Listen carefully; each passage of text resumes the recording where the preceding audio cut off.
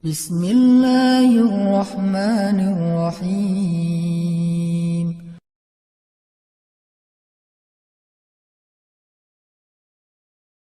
Alhamdulillahirabbil alamin. Hamdan katsiran thayyiban mubarakan fih kama yuhibbu rabbuna wa yarda. Asyhadu an la ilaha illallah wahdahu la syarikalah. Lahul mulku wa lahul hamdu wa huwa ala kulli syai'in qadir. Wa asyhadu anna Muhammadan abduhu wa rasuluh la nabiyya ba'dah. Alladzi la yantiqu 'anil hawa in huwa illa wahyun yuha.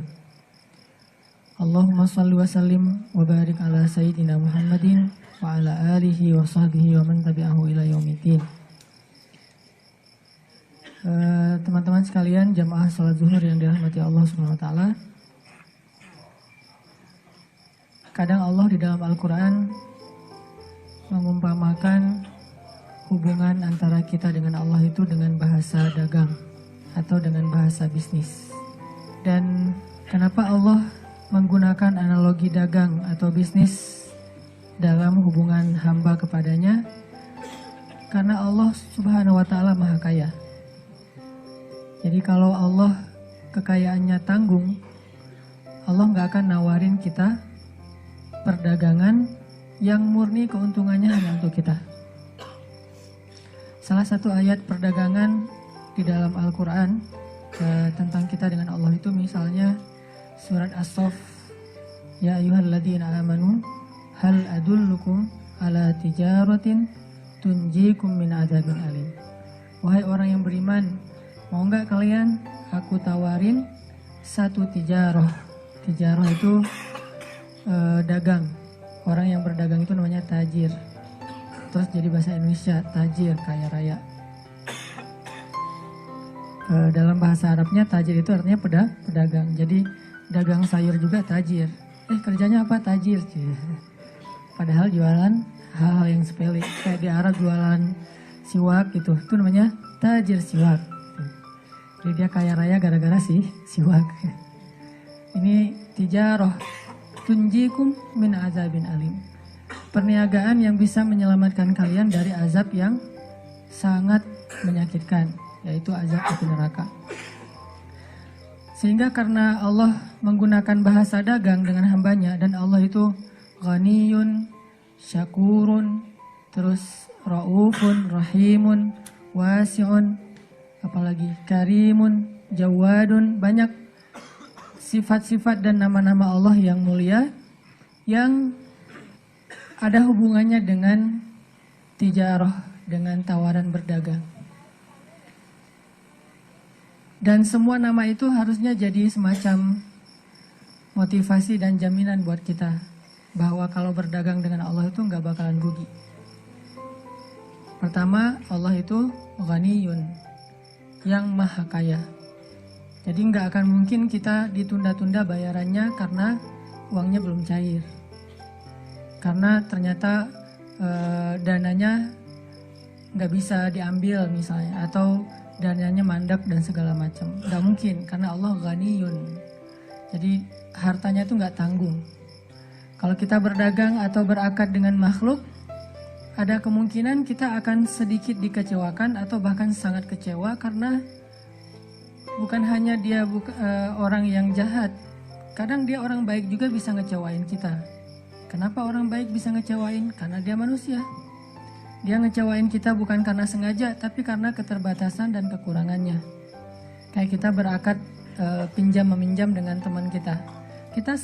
Kita yakin sama dia, kita percaya dia orang yang jujur, orang yang amanah, dan dia berjanji dalam 1 bulan akan membayar hutang. Ternyata selang 1 bulan dia datang ke kita minta maaf gak bisa bayar hutang karena duitnya belum ada, padahal dia udah berusaha semaksimal mungkin. Dan bukan karena dia sengaja, bukan karena dia tidak amanah, tapi karena dia manusia. Dan di waktu itu mungkin kita lagi butuh-butuhnya duit, sementara kita berharap dari dia gak cair. Alasannya juga masuk akal. Akhirnya kekecewaan itu muncul secara natural, gak bisa dibendung. Walaupun kita nggak marah sama dia, tapi kecewa dan sedih minimal ada. Ini kalau berakad dengan makhluk. Kalau Allah nggak mungkin kayak gitu. Ibaratnya simpanannya banyak, nggak cair di bank ini, masih ada bank-bank yang lain. Gak cair dari cara ini, masih ada cara-cara yang lain. Banyak banget. Semua adalah lillah tabarakalladzi biyadihil mulk. Di tangan Allah semua kerajaan. Jadi berdagang dengan Allah dengan nama Ghaniyun aja itu udah bikin kita harusnya nyaman. Gak usah khawatir lah kalau berakadnya dengan Allah. Justru khawatir kalau berakadnya dengan manusia. Nanti ada lagi sifat Allah yang lain. Innallaha la yukhliful mi'ad. Allah itu wafa. Allah gak pernah ingkar janji. Allah gak pernah menunda-nunda untuk menunaikan janji. Dan Allah itu gak pernah ngasih persis seperti yang dijanjikan. Gak pernah ngasih persis seperti yang dijanjikan. Yang ada Allah ngasih minimal 10 kali lipat dari yang dijanjikan. Ini namanya wafa. Memberikan lebih dari haknya. Dan Allah itu paling wafa. Sehingga kalau kita berakad berdagang dengan Allah, gak mungkin kita dapat hak kita persis. Gak mungkin. Apalagi rugi. Dapat persis saja enggak. Kayak misalnya ibarat kita nolongin orang hanya sekedar memindahkan duri dari jalan. Pahalanya itu bukan nanti Allah akan ngebalas kita dengan cara menyelamatkan kita dari duri seukuran itu di jalan. Enggak. Kalau misalnya kita mindahin batu ya, mungkin ukuran batu yang bisa bikin motor kepleset. Allah akan menyelamatkan kita minimal 10 kali lipat dari ukuran batu itu. Kayak misalnya sekarang lagi musim longsor nih. Ada satu batu yang ukurannya semobil, bisa aja jatuh di atas jalan di daerah mana kemarin tuh yang viral tuh? Jawa Barat lah ya. Jatuh di jalan sehingga kalau misalnya, bahkan ada beberapa yang cukup viral tentang kebesaran Allah yang batunya itu jatuh persis kurang dari 1 detik dari jarak mobil yang baru lewat. Minimal 10 kali lipat dari ukuran kebaikan yang kita lakuin. Ini artinya Allah wafa. Jadi gak ada ruginya. Sama aja gak ada, apalagi rugi. Ini berakad dengan Allah. Ditambah lagi, Allah gak mungkin ingkar janji. Kalau Allah sudah berjanji, Allah pasti menunaikan. Dan gak ada penghalang bagi Allah untuk menunaikan janji. Kalau kita kadang banyak penghalang. Macet, bisa berubah janjinya. Kita ketemuan zuhur ya di Telkomsel. Akhirnya datangnya menjelang asar. Kenapa? Kejebak macet, banjir. Namanya kita bisa terbang? Gak bisa. Allah tidak ada penghalang baginya untuk menunaikan janji. Gak ada cerita Allah jadi gak menunaikan janji sama kita gara-gara repot sama Firaun. Gak ada. Firaun mah gak ada apa-apanya lah. Bahkan Allah bilang dengan bahasa sombong dan Allah berhak sombong. Satu-satunya zat yang berhak sombong kan cuma Allah ya. Jadi kalau kita sombong itu kita udah melakukan dosa besar, mengambil hak Allah. Cuman Allah yang boleh sombong. Kayak misalnya ketika Allah memberi Zakaria anak dalam usia yang secara ilmiah gak mungkin punya anak. Zakaria nanya, gimana caranya saya punya anak? Istri saya mandul, saya udah tua. Kata Allah, qala kadzalika qala rabbuka huwa alayya hayyin. Hayyin itu artinya hin. Hin itu jadi bahasa Indonesia hina. Gak ada apa-apanya, rendah, remeh, kecil itu mah kata Allah. Gitu doang, hayyin kata Allah. Artinya gak ada yang membuat Allah itu sulit untuk menunaikan janjinya. Sehingga Allah la yukhliful mi'ad. Kalau Allah udah berjanji pasti ditunaikan. Kalau kita sampai berpikir Allah menunaikan gak ya, seolah-olah kita suuzon sama Allah. Seolah-olah Allah itu ada penghalang untuk bisa menunaikan janjinya. Walaupun Allah maha baik. Gak ada penghalang. Kalau Allah sudah berjanji pasti Allah tunaikan. Dan tepat sesuai dengan janji Allah. Tidak mungkin meleset sedikit pun. Detik bahkan kurang dari detik itu lebih kecil dari ukuran detik, tepat seperti apa yang Allah janjikan. Banyak lagi nanti syakur. Arti syakur tuh Allah maha menghargai. Gak mungkin ada kebaikan kita terus Allah bilang gitu aja minta diapresiasi. Emang saya gak pernah buat baik sama kamu. Allah gak pernah kayak gitu. Walaupun Allah maha baik dan terus memberikan kebaikan dalam hidup kita, gak pernah Allah misalnya ketika kita ngelakuin satu kebaikan, terus Allah bilang kan udah dibalas kemarin. Kan udah dibayar kemarin dengan kesehatan, dengan nafas, dengan segala macam. Enggak, tetap aja dibalas. Padahal kebaikan-kebaikan kita seumur hidup, bahkan mungkin gak bisa membayar satu hela nafas kita sekalipun. Tapi Allah gak ngitung kayak gitu. Allah nggak ngitung kebaikannya kepada kita, dan emang kita juga nggak disuruh berhitung, karena nggak akan sanggup ngitung. Wa in ta'udu ni'matallah la tuhsuha. Kalau kalian pengen ngitung nikmat Allah, kalian nggak akan sanggup. Yang Allah minta dari kita itu bukan menghitung, tapi mensyukuri. Dan kalau kita bersyukur, bukan udah memang sepantasnya kalian bersyukur, enggak. La in syakartum la azidannakum. Ditambah lagi tuh syakur. Syukur aja ditambah. Beramal soleh ditambah. Jadi kayak Allah tuh memang seneng ngasih gitu. Seneng ngasih. Cuman Allah pengen lihat kita pantas nggak diberikan. Ada sedikit aja kepantasan pada diri kita, dikasih lebih dari apa yang kita pantas mendapatkannya. Jadi ibarat makanan, Allah tuh udah sediain segala macam. Kita tuh cuma disuruh ngambil sendok terus makan sendiri. Kadang-kadang itu juga disuapin, cuma disuruh buka mulut doang gitu. Terus kita nggak mau buka mulut, alasannya kita bilang, Allah sombong banget sih, saya disuruh buka mulut. Kenapa nggak dikenyangin aja? Masih banyak mau minta, padahal udah disiapin, udah dimasak, udah dihidangin, disuapin. Tugas kita cuma buka mulut. Sesederhana itulah kita mendapatkan nikmat Allah. Kita hanya ikhtiar sedikit, tapi dapatnya banyak, luar biasa. Kadang-kadang ikhtiar yang sedikit ini bikin kita komplain. Bikin kita nuduh Allah dengan tuduhan-tuduhan yang nggak pantas. Ini artinya teman-teman yang dirahmati Allah, paling aman itu kalau berakad dengan Allah. Paling aman udah. Cuman kalau kita banding-bandingin ya, biar lebih fair, kenyataannya kita agak-agak nggak fair sama Allah. Contoh nih, kalau kita bandingin akad kita dengan Allah dan akad kita dengan makhluk. Allah kan kadang-kadang ngomong di Al-Quran tuh, siapa yang meminjamkan harta terbaiknya kepada Allah, nanti Allah ganti berkali lipat kan ya. Ini kan konsep riba sebetulnya kan ya. Karena Allah itu emang mengharamkan riba kalau kepada sesama makhluk. Tapi menggunakan riba kalau kepada dirinya sendiri. Makanya Allah menggunakan istilah yamhaqullahu riba wa yurbi as-sadaqat. Allah menghapus riba tapi meribakan sedekah. Bahasa kalau kita terjemahkan secara bahasa ya, yurbi itu kan dari kata riba. Yamhaqullahu riba wa yurbi as-sadaqat. Allah menghapus riba kalau kepada sesama makhluk, tapi meribakan sedekah kalau ke Allahnya. Arti meribakan sedekah, kalau kita kasih 1, Allah balas 700 kali lipat, berarti kan riba.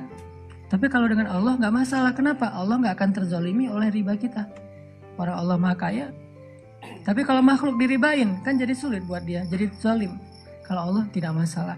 Lebih dari 700 kali lipat juga nggak masalah, karena Allah bilang bighairi hisab, tanpa batas. 700 itu hanya hitung-hitungan yang kita bisa bayangin. Tapi di akhir ayat tetap ada kalimat bighairi hisab, nggak ada batas. Allah bilang, siapa yang meminjamkan hartanya kepadaku, sedekah, zakat, wakaf, segala macam lah, termasuk nafkah kepada istri, kepada keluarga. Siapa yang meminjamkan hartanya kepadaku, aku ganti berkali-kali lipat. Siapa yang menyimpan hartanya di sisi Allah, Allah ganti. Jelas tuh ayatnya tuh. Belum lagi nanti dikuatkan dengan hadis-hadis yang sahih. Tapi kenyataannya, kadang kita masih agak ragu nyimpan uang ke Allahnya. Lebih yakin nyimpan uang ke makhluk. Berapa tabungan kita di bank? 100 juta? Khawatir nggak dengan angka segitu kita taruh di orang lain? Nggak khawatir. Kenapa? Itu bank. Itu jelas pertanggungjawabannya. Itu nggak mungkin akan dirugikan. Bahkan yang ada bertambah. Mau itu konvensional, mau itu juga syariah. Yang jelas naruh uang di situ kita yakin banget ratusan juta. Tapi naruh uang di Allah, zakat, sedekah yang jauh lebih kecil dari itu, kadang mikir, berkurang, ini nggak fair nih. Ini artinya kita sebetulnya nggak yakin-yakin amat bahwa Allah itu maha baik, maha memberikan berkali lipat, maha menunaikan janji.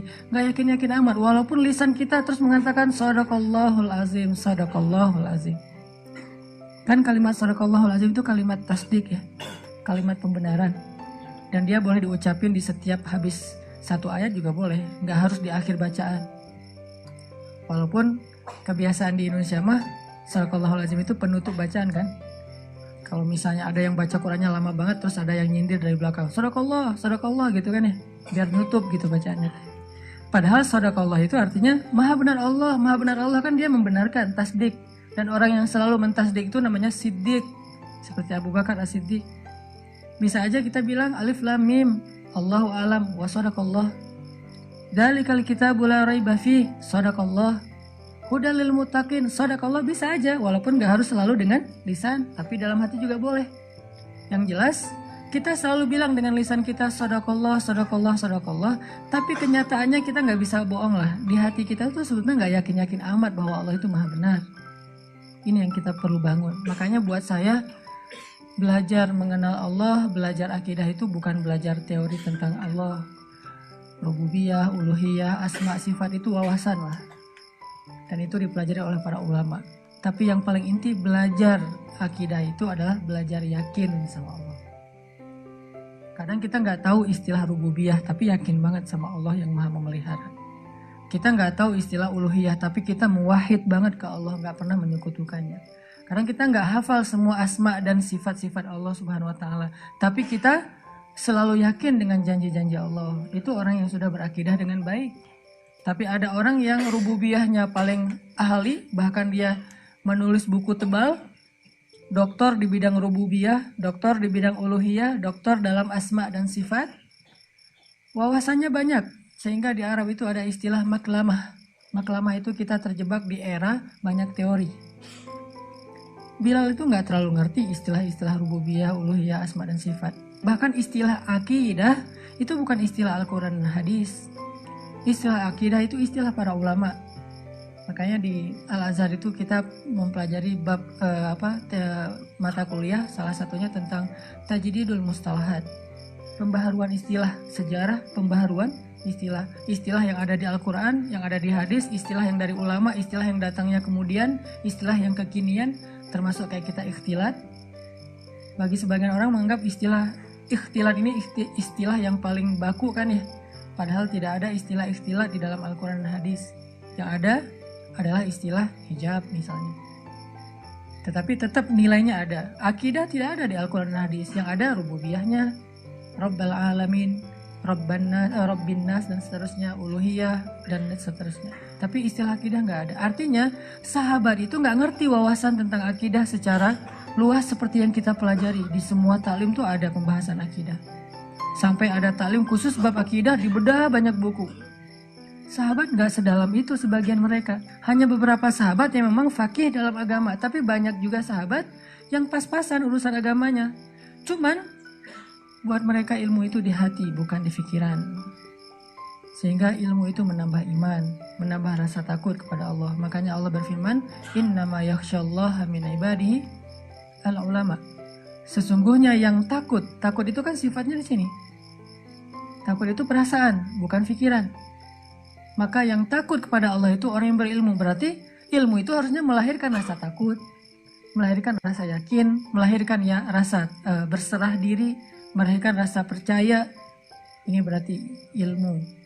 Makanya teman-teman yang dirahmati Allah, coba kita istafti qalbak, kata Nabi. Istafti qalbak, tanya ke hati masing-masing. Kira-kira kita udah berakidah belum?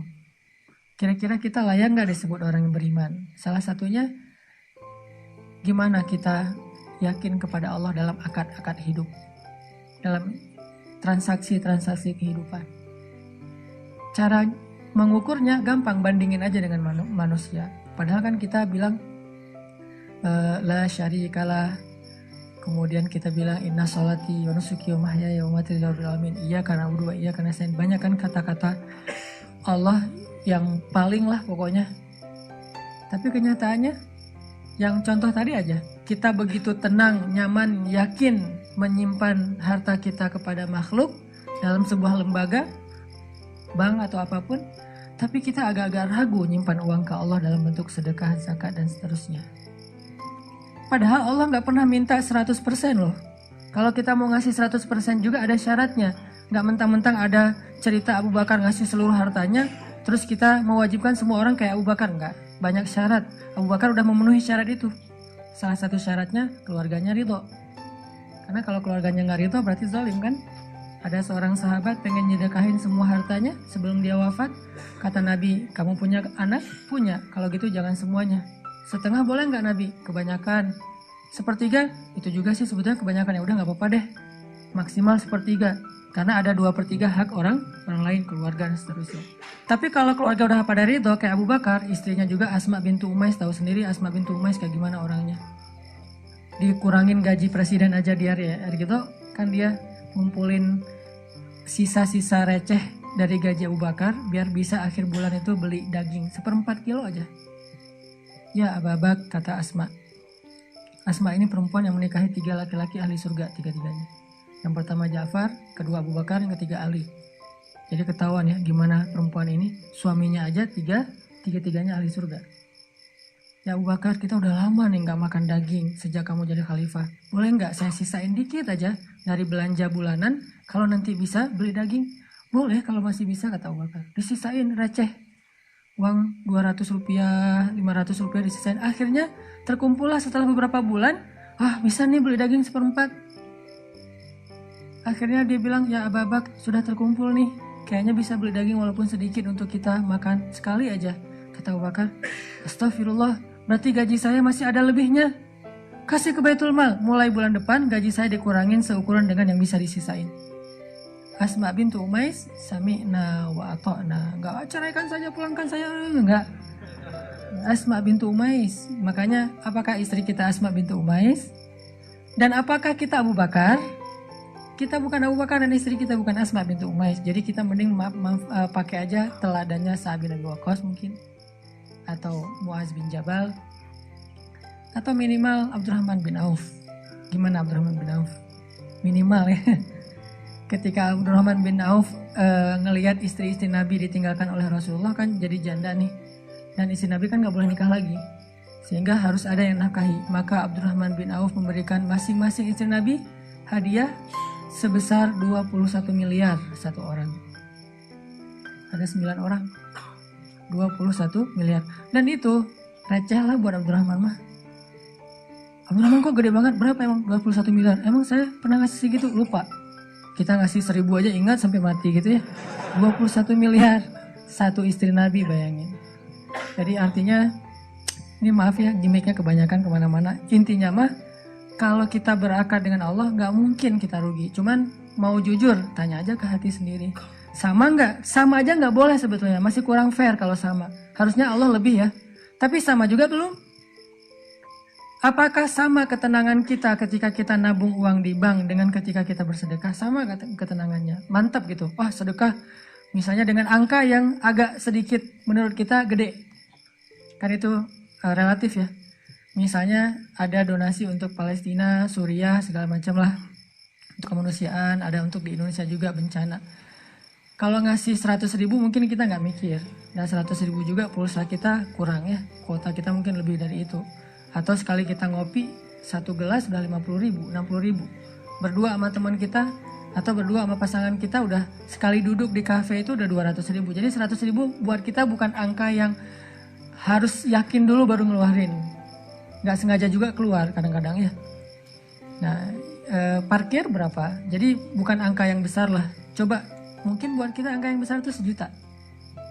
Apakah kita ngerasain ketenangan ketika berinfak 1 juta seperti ketenangan ketika kita naruh uang di bank 1 juta? Sama nggak? Kalau sama, naikin lagi. 2 juta, 5 juta, 10 juta, sampai angka yang ketika di bank juga kita nggak yakin, ke Allahnya yakin. Itu baru lebih luar biasa tuh. Kayaknya nggak ada angka ke bank kita nggak yakin kan?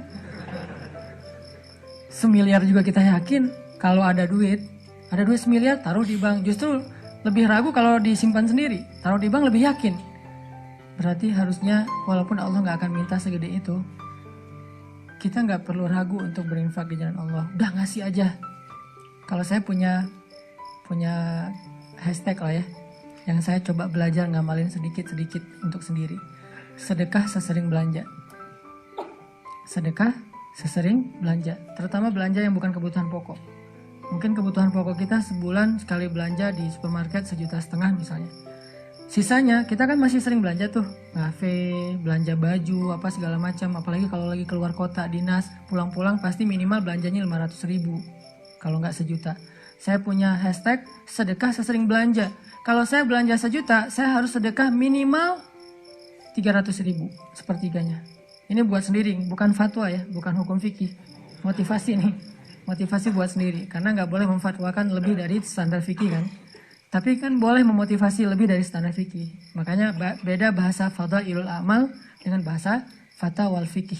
Fatwa fikih. Kalau ditanya fikihnya, ya sedekah semampunya. Yang lebih atau yang bahkan yang receh kalau bahasa kasarnya. Tapi kalau motivasi, coba sepertiga deh. Berarti kalau kita belanja 1 juta, budget kita 1.300.000. Begitu selesai belanja 1 juta, langsung saya udah save rekening sosial atau rekening kemanusiaan, transfer. Karena kalau transfer nggak berasa ya, lebih enak gitu. Kalau uang kertas kan, aduh tebal Kalau transfer tinggal ketik, kirim, ujung-ujungnya lama-lama, kenapa tinggal segini saldonya gitu. Pokoknya biasain kayak gitu. Jadi kita sisi positifnya apa? Pertama, kan tujuan bersedekah itu salah satu goals dari sedekah itu apa? Menghilangkan rasa kikir kan? Salah satu goals dari sedekah itu menghilangkan rasa kikir. Jadi ukuran sedekah yang afdol itu adalah ukuran yang bisa membuang rasa kikir di hati kita. Gimana membuang rasa kikir? Sampai kita ngerasa nggak sayang lagi dengan uang itu untuk diberikan kepada Allah. Itu berarti udah hilang rasa kikir. Sampai kita merasakan membantu orang lain itu lebih berharga daripada menyimpan atau menumpuk-numpuk harta. Udah hilang rasa kikir. Berarti kita harus belajar menghilangkannya dengan sedekah. 1. Kedua apa? Kita jadi perhitungan untuk belanja. 1 juta, 1.300.000. 2 juta, 2.600.000. 10 juta, 13 juta. Kan gitu kan ya? Jadi ngitung gitu. Apalagi buat ibu-ibu nanti nih. Ibu-ibu lah. Karena kadang-kadang kalau kan ada tutorial belanja ala Rasulullah kan. Salah satu tutorial belanja ala Rasulullah itu apa? Bawa barang sendiri. Nabi pernah lagi belanja di pasar, terus ditemenin sama Abu Hurairah kalau nggak salah. Pas Nabi beli apa gitu, Abu Hurairah pengen bawain barang Nabi. Kata Nabi, orang yang belanja membawa barangnya sendiri. Nanti baca tuh di Riyadhus Shalihin. Bab etika-etika gitu, termasuk etika berbelanja. Kenapa disuruh bawa barang sendiri? Biar ketahuan kalau dia udah belanja banyak. Bayangin yang bawanya suami, supir, kan nggak ketahuan. Enteng aja kan ya, yang dibawa cuma kartu kredit doang atau kartu debit misalnya, kan ringan tuh. Begitu dia bawa sendiri, rempong gitu kan. Oh udah banyak juga ya belanja saya. Makanya Nabi menyunahkan tutorialnya bawa belanjaan sendiri, jangan titipin ke orang lain. Jadi teman-teman yang dirahmati Allah SWT, di situ kita bisa ngukur, kita nih yakin gak sih sama Allah sebetulnya? Karena kalau kita nggak terlalu yakin sama Allah, wajar kalau gitu kehidupan kita itu agak-agak banyak tersendat. Soalnya kenapa? Aku tergantung prasangka hambaku kepadaku. Ya kita sendiri yang jadi jawabannya. Gimana kita yakin sama Allah, kayak gitulah Allah ngasih ke kita. Saya sering membuktikan hal-hal kayak gitu, agak sedikit spekulasi tapi ke Allah. Jangan spekulasi ke makhluk. Kalau mau spekulasi, dalam tanda petik gambling, coba gambling ke Allah. Arti gambling ke Allah, lakukan sesuatu yang beresiko, tetapi yang diridhoi Allah ya. Karena kalau beresiko nggak diridhoi Allah kan bahaya. Nggak ada akad berarti dengan Allah. Sesuatu yang beresiko tapi diridhoi Allah. Saya pernah ngebuktiin itu berkali-kali. Menikah. Kok beresiko Ustaz? Nggak punya modal nikahnya. Kan standar pertanyaan paling mainstream tuh kalau mau nikah apa? Dari calon mertua. Kerjanya apa gitu kan ya? Paling mainstream tuh. Kalau saya ditanya kerjanya apa, belum punya pekerjaan, terus gimana ngasih makan? Allah yang ngasih makan. Tapi pede jawabnya, sampai mertua juga belum lagi ngeluarin dalil ya. Kan ustadz lah ya, banyak dalil. Ayat, hadis, banyak lah udah saya kumpulin, bisa jadi satu buku tuh. Khusus ayat dan hadis untuk melamar. Mudah-mudahan nanti bisa di-share ayat dan hadis bahan untuk melamar, nembak calon mertua lah. Pak, itu ada tuh hadis ya, cuman saya agak-agak ragu nih bunyinya kayak gimana tuh, kurang lebih sih yang pernah saya dengar dari Ustadz, nih hadis sahih loh Pak. Kalau datang seorang pemuda yang baik akhlaknya gitu kan ya, jangan ditolak. Itu saya pernah dengar, Bapak pernah dengar? Pernah sih. Nah gimana Pak? Saya beres langsung urusan. Masa dia mau nolak hadis kan ya? Ingkar sunnah tuh jadinya, bahaya. Duh jangan pakai hadis deh dan segala macam. Nggak mungkin dia ngomong kayak gitu. Nikah tuh nggak punya modal, tapi ya bismillah aja lah. Gambling kan. Masa saya mau taat kepada Allah dibiarin telantar kan nggak mungkin. Kan menikah itu untuk taat kepada Allah kan. Wah hawa nafsu. Emang hawa nafsu. Masa nikah nggak pakai hawa nafsu? Ini ada yang keliru nih di masyarakat kita. Katanya nggak boleh menikah karena hawa nafsu. Bukankah nikah itu adalah solusi buat hawa nafsu? Lo nikah nggak karena Allah tuh, karena nafsu. Nggak berbenturan dua hal ini. Tapi kalau dia menikah karena hawa nafsu dan ingin menghalalkan dengan terhormat hawa nafsu itu namanya karena Allah. Nggak ada cerita karena Allah berarti nggak melibatkan hawa nafsu. Nggak kayak gitu sih bahasanya. Sama kayak kita kerja nih. Lo kerja karena pengen gaji itu bukan karena Allah. Pengen gaji dan karena Allah itu nggak berbenturan. Kenapa kita pengen gaji? Karena kita pengen mendapatkan rezeki yang halal dan menafkahi keluarga. Dan itu semuanya karena Allah. Jadi nggak dibilang, gue jangan mengharapkan gaji, harapkan pahala. Pahala itu salah satunya gaji. Karena pahala dalam bahasa Arab nggak ada pahala, yang ada al-jaza. Al-ajru. Al-jaza itu artinya balasan, al-ajru itu artinya upah. Upah itu bisa dalam bentuk kesehatan, bisa dalam bentuk materi uang, bisa dalam bentuk kebaikan di akhirat, bisa dalam bentuk terhindar dari api neraka, dan seterusnya. Itu al-jaza, al-ajru. Termasuk mendapatkan hak kita dalam sebuah pekerjaan. Nggak masalah mengharapkan, saya kerja di Telkomsel, kenapa? Gajinya gede. Nggak apa-apa. Selama yang kita dapatkan itu halal. Tapi kalau yang kita kejar gaji gede dan syubhat, apalagi haram, itu bukan karena Allah. Termasuk menikah. Menyalurkan, kenapa kamu menikah? Karena saya pengen menyalurkan kebutuhan biologis saya secara halal. Wah, nggak karena Allah nih, nafsu nih. Emang nafsu, emang kenapa? Bukankah Allah mengatakan litas kunu ilaiha? Apa arti litas kunu ilaiha? Supaya tenang, supaya jadi nyaman, gejolak di dalam diri kalian dengan cara kepadanya. Itu bahasa. Dan di Al-Mu'minun juga dikatakan, walladzina hum li furujihim hafizun. Kalau nggak bisa hafizun, maka dia salurkan. Gimana cara nyalurinnya? 2. Illa ala azwajihim. Yang kedua nggak usah dibahas. Yang satu aja. Illa ala azwajihim, kepada istri mereka. Bukan istri mereka, istri-istri mereka. Illa ala azwajihim. Kalau dia menyalurkan dengan cara yang lain selain yang dibolehkan kayak gitu, kata Allah, faulaika humul adun. Dan Allah nggak suka kepada orang yang melampaui batas. Jadi menikah karena Allah, karena saya ingin menyalurkan kebutuhan biologis secara halal misalnya. Makanya mencari yang sesuai dengan kriteria masing-masing. Kalau misalnya ada yang kriterianya harus yang Arab, cari aja Syarifah, Habaib apa. Kalau Habib perempuannya Syarifah kan ya. Atau saya pengen yang Oriental, pergi aja ke Korea lah atau ke Jepang. Saya pengen yang misalnya etnik, bisa di Indonesia misalnya. Ini mas selera, nggak masalah. Bukankah Nabi justru mengatakan memilih perempuan itu yang pertama justru fisiknya? Walaupun yang paling berharga bukan fisik, tapi tetap ditaruh yang paling depan. Karena itu yang ketahuan duluan kan. Kita nggak mungkin tahu kesolehannya langsung ketika awal ketemu, ini soleha banget nih, belum tentu. Ketika udah kenal dekat baru tahu ternyata dia rajin tahajud, rajin tilawah. Walaupun kadang-kadang kita ngelihat dia di Instagram postingan terakhir tilawah, alhamdulillah 1 juz hari ini misalnya. Bisa kayak gitu. Tapi rata-rata yang pertama dilihat fisiknya kan ya. Walaupun fisik banyak menipu sih, hasil editan segala macam. Pas ngeliat orangnya, lebih cantik dari di Instagram, cie. Dia salah ngedit. Ini artinya teman-teman, kalau menikah itu karena Allah, kenapa takut? Bukankah Allah sendiri berjanji kalau mereka fuqara, apa arti fuqara? Nggak punya apa-apa. Kalau miskin masih punya apa-apa cuma dikit. Kalau fuqara nggak punya apapun. Allah yang yughniyahumullah, Allah yang akan mencukupkan kebutuhan mereka. Oh, Allah yang cukupin, ya udah selesai. Nikah, datang, yuk nikah yuk. Nggak gitu sih caranya.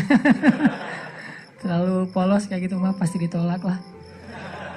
Adalah trik-triknya pasti teman-teman udah mempraktekkan, kalau nggak pasti berstatus masih jomblo ya. Jomblo itu kurang kreatif menurut saya. Kalau yang udah nikah pasti kreatif banget, tahu banget cara-caranya gimana ya. Alhamdulillah berhasil. Setidaknya untuk dia berhasil setelah puluhan orang yang gagal misalnya. Kalau yang jomblo nih kayaknya harus latihan nih, belajar kepada yang udah nikah, nanti di kantor sambil istirahat sharing deh. Gimana dulu lo nembak calon istri? Gitu aja. Gimana gitu aja, tahajud dulu.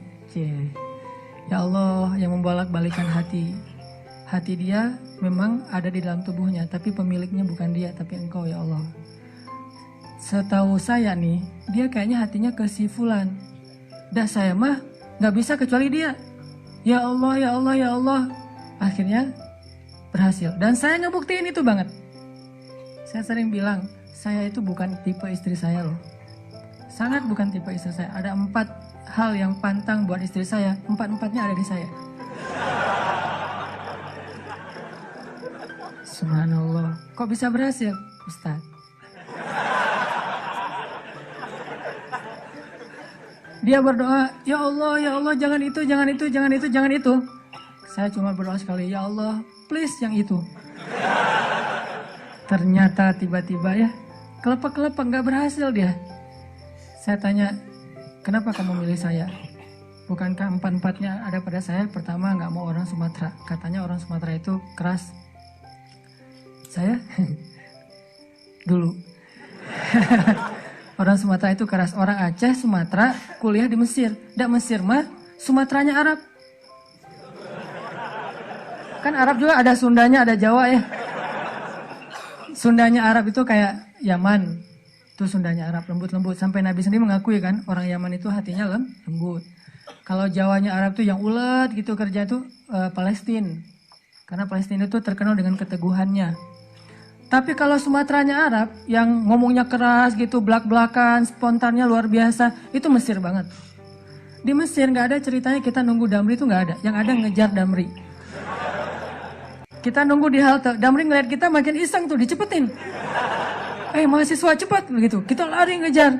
Yang nggak biasa naik Damri itu mahasiswa Malaysia, karena mereka kan beasiswa dari kerajaan, sehingga dianjurkan jangan naik Damri, naik taksi. Tapi kadang-kadang mereka kehabisan duit juga naik Damri.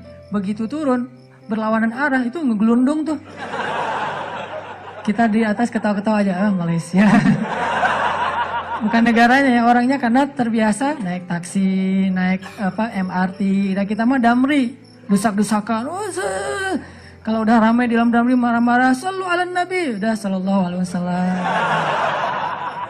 Cara paling sederhana mendamaikan orang di Mesir itu suruh salawat.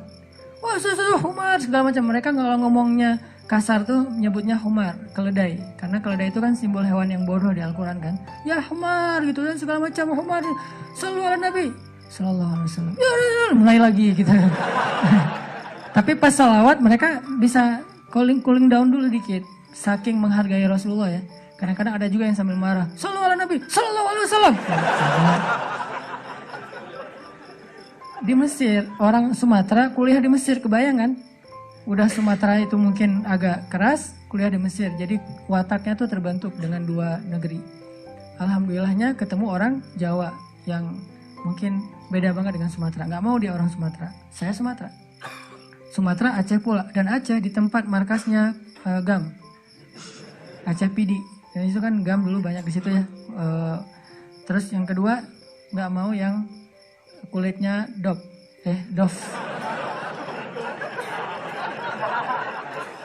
Kebanyakan ke pantai misalnya. Saya nyebutnya nggak dof sih, nyebutnya eksotis gitu. Ketiga, nggak mau yang berewokan. Nggak usah tanya kenapa. Keempat, nggak mau anak pesantren. Ini juga nggak tahu kenapa nih. 4-4-nya ada di saya nih. Ya Allah, please jangan itu. Ya Allah, saya pengennya itu. Kuat-kuatan doa. Ternyata doa saya lebih diijabah. Tadi kan, Ustaz. Pas ketemu sama dia, kenapa kamu mau sama saya? Padahal 4-4-nya ada di saya. Karena kamu punya yang kelima. Apa? Hati kamu. Nggak gitu sih ngomongnya. Yang jujurnya bukan itu mah versi jaim ya. Kalau versi jujurnya, kenapa? Karena kamu pelet gitu ya. Peletnya pakai apa? Pakai Al-Quran. Begitu ketemu, Bismillahirrahmanirrahim. Ria-ria dikit lah. Tapi ria untuk kebaikan kan, biar dapat seseorang yang sesuai dengan isi hati. Ngeklik langsung, ya Allah, berhasil. Dan setelah itu, biarin Allah aja yang ngatur. Mau kerja apa, mau tinggal di mana. Ternyata alhamdulillah saya ngerasain justru rezeki itu Allah mudahin setelah menikah. Dulu awal-awal saya datang ke Bandung, kita ngontraknya itu di rumah yang tempat pembuangan sampah. Di Tegalega tuh, di salah satu lapangan di Bandung, di pojok Tegalega itu ada pembuangan sampah. Kita tinggal di situ. Paling murah soalnya di situ. Mulai saya usaha nerjemahin buku, nggak ada yang mau nerbitin. terjemahannya jelek katanya. Ya udah deh, mungkin bukan terjemahannya yang jelek, melihat muka saya dia sebel. Banyak orang yang lihat muka saya tuh sebel, termasuk tadi calon istri saya pertama ngeliat muka saya, apaan sih nih orang kayak gini banget. Sekarang kok gini banget ya kamu. Tuh, terjemahin buku nggak bisa. Akhirnya saya nulis buku sendiri karena nggak bisa nerjemahin, nulis aja sendiri. Capruk aja pokoknya, nulis apa yang bisa ditulis. Ditaruh ke penerbit juga nggak ada yang mau nerbitin. Ada satu-satunya penerbit yang mau nerbitin, katanya royaltinya sedikit banget dan bayarnya setahun sekali. Bayangin royalti setahun sekali, sedikit sekali lagi tuh. Akhirnya saya terbitin sendiri. Jadi penerbit, jadi direktur, jadi penulis, jadi kuli. Angkat buku pakai kotak Marlboro, lintasin Jalan Soekarno-Hatta, ngirim ke Sumatera, Kalimantan. Pelan-pelan akhirnya usaha nambah dari penerbitan ke jual pulsa. Jadi saya dulu pernah jadi vendor gitu sih, bahasa kerennya, vendor Telkomsel gitu ya. Saya tuh jual pulsa, ada 60 cabang pulsa di Bandung sebelum ada di Alfamart dan Indomaret. 60 cabang pulsa. Terus nambah lagi ke jual beli mobil second. Beli, jual, dikira orang kaya banget, padahal gonta-ganti aja karena emang dijual. Tapi yang harga murah di bawah 100 juta, bukan yang mobil-mobil mahal. Terus coba-coba di properti. Ternyata Allah mudahin setelah menikah. Karena kenapa? Allah yang janjiin. Allah nggak mungkin ingkar janji. Gambling dikit lah di awal. Tapi di tengah dan di akhir kita akan ngelihat banget gimana Allah nunjukin kebenaran janji-janjinya. Tapi kalau kita nggak berani gambling sama Allah, ya Allah pasti akan nunjukin ke kita yang terbayangkan oleh kita. Saya sering bilang, nasib kita itu tergantung iman. Kalau kita pengen kehidupan kita amazing, kita harus punya iman yang amazing. Kalau kita pengen dapat lebih banyak miracle dalam hidup kita, surprise, berarti iman kita itu harus miracle. Kalau iman kita ilmiah, kita hanya akan mendapatkan kehidupan yang ilmiah sesuai dengan hitung-hitungan kita. Kalau kayak gini, 1 tambah 1, 2. Kalau kita pengen hidup kita banyak kejutan, 1 tambah 1, 10, berarti kita harus punya keimanan yang amazing, miracle, ajaib kayak gitu. Aku tergantung prasangka hambaku kepadaku. Dan salah satu cara nguji iman, gambling aja sama Allah. Saya berangkat ke Mesir gambling, gak bawa uang sama sekali. Tapi alhamdulillah di Mesir, Allah kasih rezeki yang luar biasa.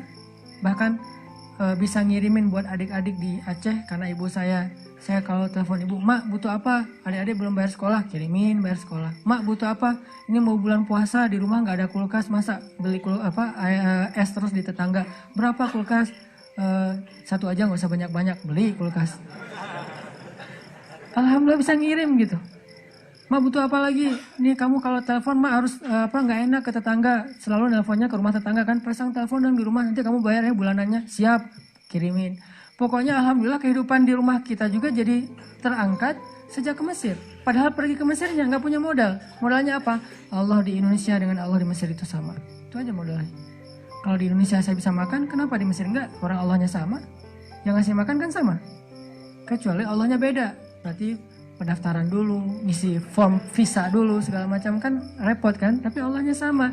Jadi yang ngasih saya makan di Indonesia Allah yang itu, yang ngasih saya makan di Mesir juga Allah yang sama. Jadi nggak ada yang berubah kecuali tempatnya doang. Sumbernya sama, gambling, akhirnya Allah mudahkan. Berangkat nggak ada beasiswa, tapi sampai di sana dapat 3 beasiswa. Dan ternyata mudah banget. Pertama kayaknya salah satu yang paling cepat dapat beasiswa di Mesir itu saya tuh. Biasanya kalau dari Indonesia nggak dapat beasiswa, terjun bebas, sampai di Mesir tuh harus lulus ujian pertama dulu nih, baru dapat beasiswa. Minimal 6 bulan.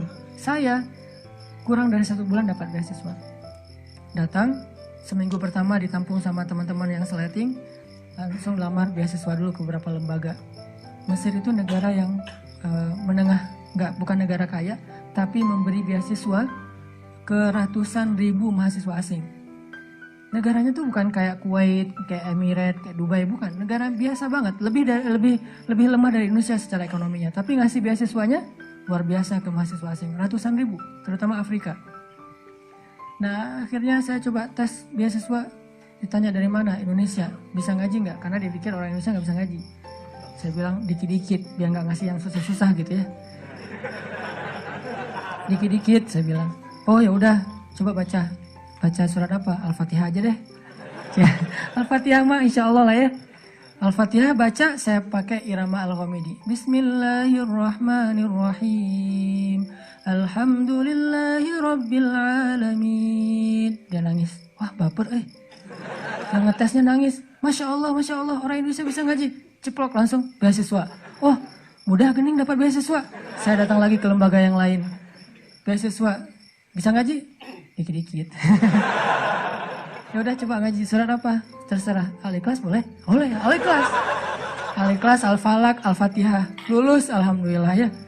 Ada itu mah insya Allah lulus. Dikirain orang Indonesia tuh kayak orang yang baru masuk Islam yang mungkin belajar Al-Quran juga baru gitu. Alhamdulillah saya udah sering ikut musabaqah dari kecil dan alhamdulillah sering juara nasional. Jadi ya, dikit-dikit bisa lah untuk bikin orang agak-agak baper, tahu trik-triknya. Akhirnya dia, apalagi Al-Fatihah, Al-Ikhlas kan, alhamdulillah dapat beasiswa 3 langsung. Akhirnya saya punya rumah 3. 1 dekat Sungai Nil, kalau lagi bete di situ aja. Sekalian kalau ada apa-apa nanti nyemplung. Pernah diputusin, tawaf Sungai Nil. Masa lalu ya, nggak usah dibahas ya. Terus rumah 1 lagi tuh di pelosok kampung di Mesir. Karena emang saya pengen dapat culture Mesirnya, pengen kenal dengan orang-orang Mesir asli. Di kampung banget tuh. Yang di sebelah rumah itu ada kandang keledai. Disitulah saya mengetahui makna hadis Nabi. Kalau kalian dengar suara anjing dan suara keledai berarti ngelihat setan. Berta'awuz lah kan ya. Suara keledai itu sering di sebelah rumah saya. Iyo. Saya ta'awuz, dia nggak berhenti. Saya pergi, dia berhenti. Wah, bahaya gini. Ini setannya siapa gitu. Di rumahnya ada yang di kampung, terus 1 lagi rumahnya di asrama mahasiswa. Alhamdulillah ternyata Allah mudahin banget tuh. Coba gambling. Gara-gara saya sering gambling kayak gitu, saya makin yakin aja nih, kan kita ngelatih keimanan kita tuh dengan pengalaman ya. Salah satunya kayak Ibrahim bertanya ke Allah, wa idh qala Ibrahim rabbi arini kaifa tuhyil mauta. Qala awalam tu'min? Qala bala walakin liyatma'inna qalbi. Ya Allah, gimana cara engkau menghidupkan yang mati? Kata Allah, emangnya kamu gak beriman? Beriman ya Allah, cuman pengen nambah. Makin tenang hatinya, pengalaman. Makin berani, gambling ini, gambling itu, termasuk gambling ketika saya jadi guide di salah satu musim haji. Berangkat, gak punya modal kecuali bayar visa sama tiket doang. $500 kalau haji dari Mesir, murah banget loh. $500 dan gak ada kuota, gak perlu nunggu sampai 10 tahun. Bulan ini daftar, bulan ini berangkat. Cuma $500. Tapi buat mahasiswa kan itu kadang-kadang gede ya. $500 minjam dulu sama teman. Pinjam dong $500 buat apa haji? Oh ya udah, pinjam. Nanti pulang haji dibayar, insya Allah. Berangkat nih. Sampai di Mekah, kerjanya ngapain? Ngeguidein jamaah-jamaah Indonesia yang mungkin butuh guide, butuh yang didorong, terutama dorongan lah. Jadi ojek. Cuma waktu itu nggak ada aplikasi sih. Aplikasi dorongan bisa pesan. Kayaknya perlu dibuat juga sekarang. Saya nyewa dorongan itu wheelchair, duduk depan Masjidil Haram gini. Mana ini yang kelihatan agak-agak cacat atau apa gitu kan. Kayak hiu nyari mangsa gitu. Mana nih yang agak kesasar. Nggak ada. 2 hari nggak ada. Akhirnya 2 hari saya cuma minum air zam-zam doang tuh. Nggak makan. Cuma minum air zam-zam, tidur. Minum air zam-zam, nungguin. Nggak ada. Hari ketiga, alhamdulillah lagi duduk-duduk depan Masjidil Haram, lewat ibu-ibu kayak culang-culang gitu, kayak apa, bingung gitu kan ya, nih arah kemana sama anaknya. Nah nih kayaknya ada ciri-ciri nih. Saya datengin, Bu, kenapa kesasar? Iya nih nak, saya kesasar, rumah saya tuh dari jamaah Solo, maktab saya nggak tahu di daerah mana. Ibu nggak bawa identitas? Iya ketinggalan tadi tasnya pas buru-buru. Wah, saya juga baru pertama haji nih, belum tahu juga tempat maktab-maktab kayak gituan.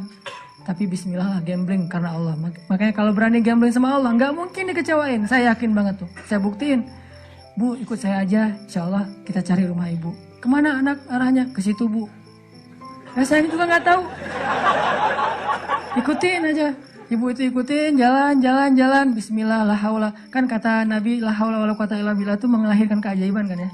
Sampai ada sahabat yang baca la haula, tiba-tiba anaknya yang disandra tiba-tiba lepas dan selamat. La haula wala quwata illa billah, la haula wala quwata illa billah. Jalan, gak lama kemudian sekitar setengah jam jalan, lumayan lama sih. Setengah jam, akhirnya ibu tuh bilang, Masya Allah itu maktabnya ibu, itu teman-temannya ibu.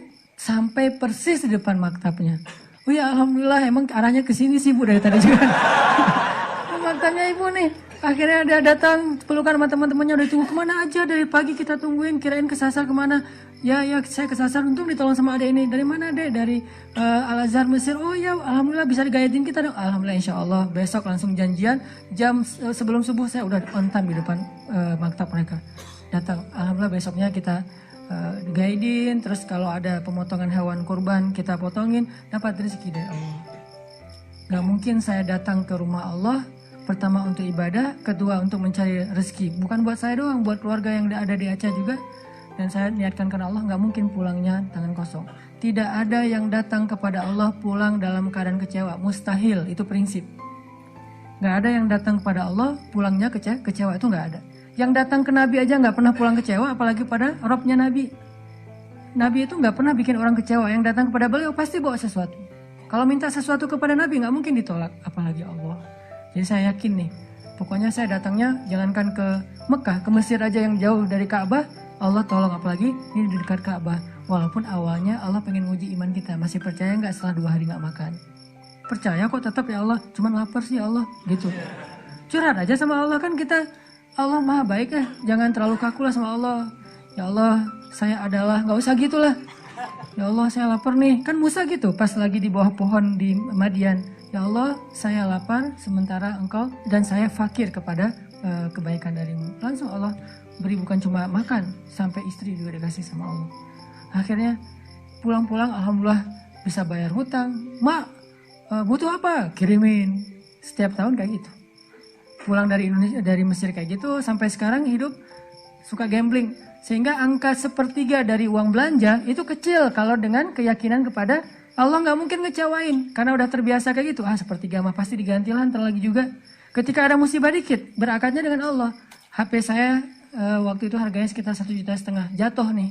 Gara-gara buru-buru mau tahajud di masjid, jam 2 tahajud, jam 2 saya bangun. Kan udah telat nih, jadi panik, nyambar HP, jatuh. Layarnya retak, nggak bisa dipakai.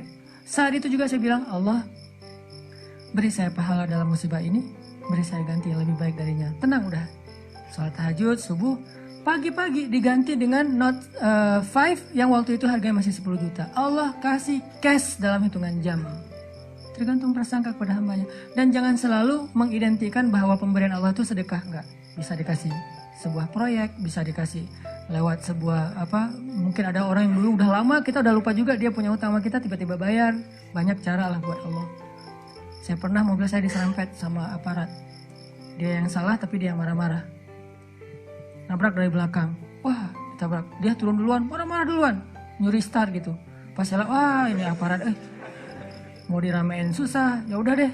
Akhirnya dia pergi, saya harus memperbaiki kendaraan saya 1,5 juta. Nggak bisa akad dengan makhluk karena dia zalim, saya akad dengan Khalik yang maha baik, yang syakur. Ya Allah, beri saya ganti yang lebih baik dari ini. Seminggu kemudian, saya ada suatu urusan pekerjaan, dapat ganti dari Allah 15 juta, 10 kali lipat dari yang sudah diambil. Dan jangan bilang, kalau enggak tadi udah jadi 16,5 juta loh. Enggak. Kan kita kadang-kadang ngitungnya suka gitu ya. Padahal kalau enggak ada 1,5 juta yang kita ikhlasin, enggak ada 15 juta. Jadi tetap 15 juta sebetulnya. Ya Allah, kalau kemarin enggak ada kecelakaan itu pasti saya udah dapat 16,5 juta nih. Ini agak-agak terlalu tamak ya. Intinya teman-teman yang dirahmati Allah, yuk kita belajar berakar dengan Allah itu di hati. Bukan cuma inna sholati wa nusuki wa mahyaya wa mamati lillahi rabbil alamin secara lisan, tapi libatkan hati kita.